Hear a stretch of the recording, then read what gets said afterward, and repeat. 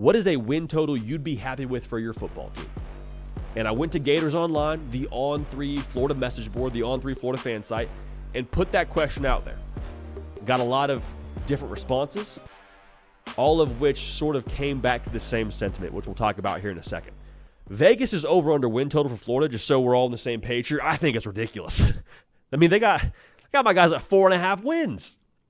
4.5? Even Jesse Simonton, who he and I on Twitter we have a tremendous relationship in person in real life. We disagree on a lot of things on Twitter, but he has them at far too low when it comes to their win total being at 4.5. He did his assessments of different SEC teams and their over-under win total yesterday, so go check that out. But he and I are on the same page here. 4.5, way, way too low. To me, this is Vegas saying, all right, last year's team went 5-7. Need a little bit more from you there. And they look at the schedule and they say, oh, boy. Yeah, that is a gauntlet of sorts.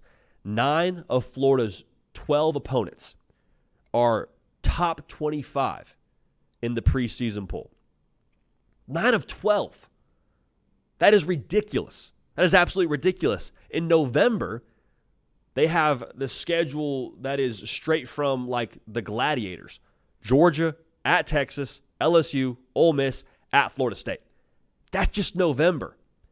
You could give me those 5 opponents and say that's somebody's schedule, scattered across the different parts of their year. I'd say, wow, it's tough. They got them just in November when you're already beaten up, battered, and bruised. Something we should make note of. This year's team is not last year's team. That's why I think Vegas is far too low on the Gators, because they're taking the schedule and they're taking last year's team and just, in my opinion, totally excusing the fact that this team is going to be substantially, in my opinion, better at different spots, most notably the secondary. You bring in Asa Turner from Washington, playing safety for you. He's experienced as it gets. I think he's playing like his 6th year of college football. Asa, more power to you. You got a wide receiver core that levels up as well. You got Shamir Dike from Wisconsin, who is Graham Mertz's dude now. Great chemistry there. Elijah Badger from Arizona State. Great run after the catch threat for you. And then you got Trey Wilson, who I think is going to be one of the best playmakers in the SEC, if not all of college football. A lot of this rides on the O-line. So if Vegas is saying we think the O-line is going to be terrible, Vegas, call your shot, but that's a massive, massive point of what this whole thing hinges on. If they can just be solid on the offensive line, they can maybe get some things going. I think expectations are directly correlated to your happiness. Like if you're expecting Florida to go win the SEC this upcoming season, I say, okay. You might be a little bit disappointed. If you're expecting Florida to make a bowl game, I think that's a much more fair comp to be at. It's important also to remember in this upcoming season for Billy Napier, there's a lot of talk around, is he on the hot seat? Is he going to lose his job by this month of the season? It's important to remember as you make those claims, what Billy Napier walked into was not a furnished apartment. He did not walk in and see everything in its right place and just be, okay, good to go. Let's put this thing together. Let's go win. I compare SEC teams a lot to different watercraft. If Florida was a boat when Billy Napier inherited it, it had a lot of holes in it. It was taking on water. There were issues. Not to say there was zero talent, but there was real issues that you need to patch up to be able to get competitive and take it out on the water. Now, the difference with Florida and their situation and other jobs that other coaches have taken during the same cycle for Billy Napier, in the SEC, you're taking a boat out into a monsoon. So if you got some holes in your boat, we're going to find out real quick. It's going to be very difficult to do what you need to do if you don't have the proper tools for success and you'll have everything lined up how you need it to in the most difficult conference in college football. So what is this year about for Billy Napier? Going back to the whole question we're answering here, what would you be happy with if you're a Florida fan? This year, even with what I just said about all the things that Billy Napier had to get this team back into a place to be competitive in year 3, it's still about substance. It's still about substance. Still about substance. Hey, the business was losing money when I inherited it as the CEO. Okay. Well, it's year 3 now. We got to start making some money. Like, we got to actually have some real return on investment. We're not into moral victories or keeping it close. Like, we need some real substance from this upcoming season for Florida. 6-6, with that schedule, truly, it would be solid. it'd be solid, but again, it's year 3.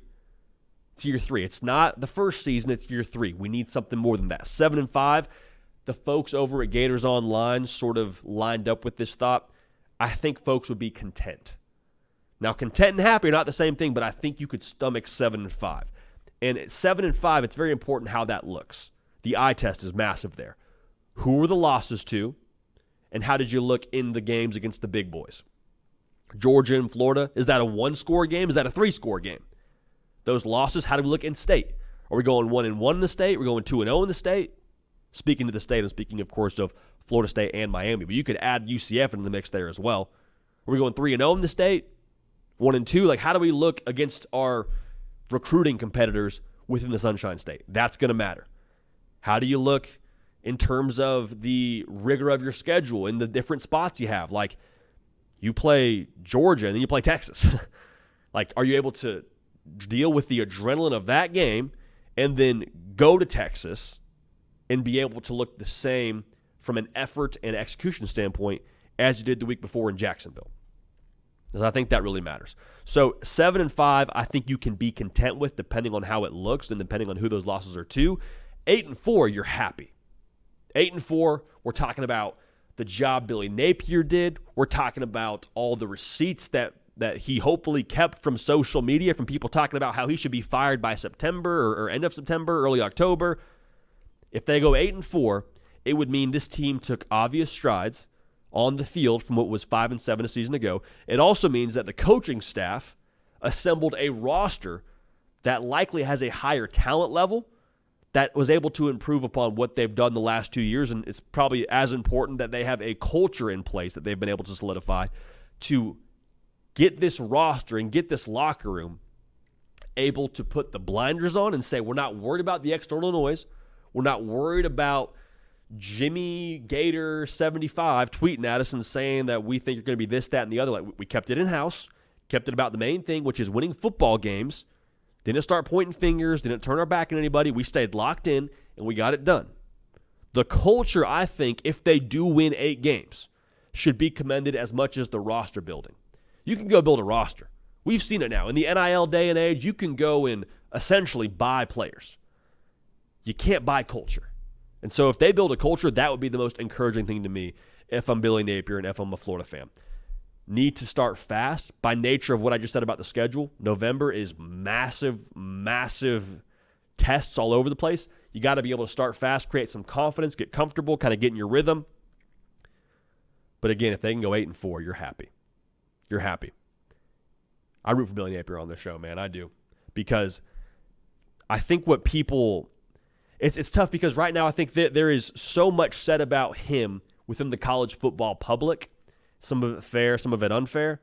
Some of it from people around Florida, with Steve Spurrier saying he wishes it was a little bit more of a tidy house. Prince Leeuwman Mielen saying he wishes he was, or comparing rather, the development at Ole Miss and where he was at Florida. But I think this team is better than people think, and I hope it's going to translate in 2024. Because with the world against him, man, and Jake Crane tweeted this out, and I 100% agree, the more folks are down on Billy Napier, especially with this whole Jaden Rashada thing, the more people are down on Billy Napier, the more I root for him. And so 4.5 feels egregious, but if you can get to 7-5, you're content. You get to 8-4, I think you're happy with this season as a Florida fan and excited about the future moving into 2025 with Billy Napier as your head coach, mind you. Hey y'all, thanks so much for watching. Subscribe to the channel here to make sure you don't miss an episode of The Hard Count. Also be sure to check out other videos on the On3 YouTube channel.